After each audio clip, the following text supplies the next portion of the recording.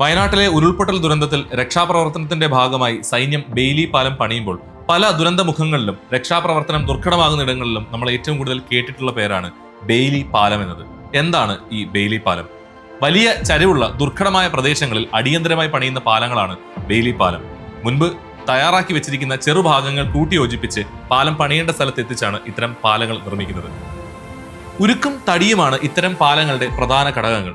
ചെറുവാഹനങ്ങൾക്ക് പോലും കടന്നു പോകാൻ പാകത്തിൽ നിർമ്മിക്കുന്ന കരുത്തേറിയ അതിവേഗത്തിൽ നിർമ്മാണം പൂർത്തിയാക്കാൻ സാധിക്കുന്ന ബെയിലി പാലങ്ങൾ ആദ്യമായി നിർമ്മിക്കുന്നത് 1942 രണ്ടാം ലോക മഹായുദ്ധകാലത്ത് ബ്രിട്ടീഷ് എഞ്ചിനീയറായ ഡൊണാൾഡ് ബെയിലിയാണ്. തടിയിലും സ്റ്റീലിലും നിർമ്മിച്ച ചെറുഭാഗങ്ങൾ കൂട്ടിയോജിപ്പിച്ച് നിർമ്മിക്കുന്ന പാലമായതുകൊണ്ട് തന്നെ ഈ ചെറുഭാഗങ്ങൾ ഒരു സ്ഥലത്ത് നിന്നും മറ്റൊരു സ്ഥലത്തേക്ക് ട്രക്കുകളിൽ ക്യാരി ചെയ്ത് കൊണ്ടുപോകാൻ വളരെ എളുപ്പമാണ്.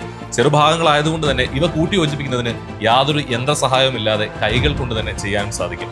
വയനാട്ടിൽ ക്യാപ്റ്റൻ പുരൻ സിംഗ് നഥാവത്തിന്റെ നേതൃത്വത്തിൽ 17 ട്രക്കുകളായി എത്തിയ സാമഗ്രികൾ കൊണ്ടാണ് ബെയിലി പാലം നിർമ്മിക്കുന്നത്.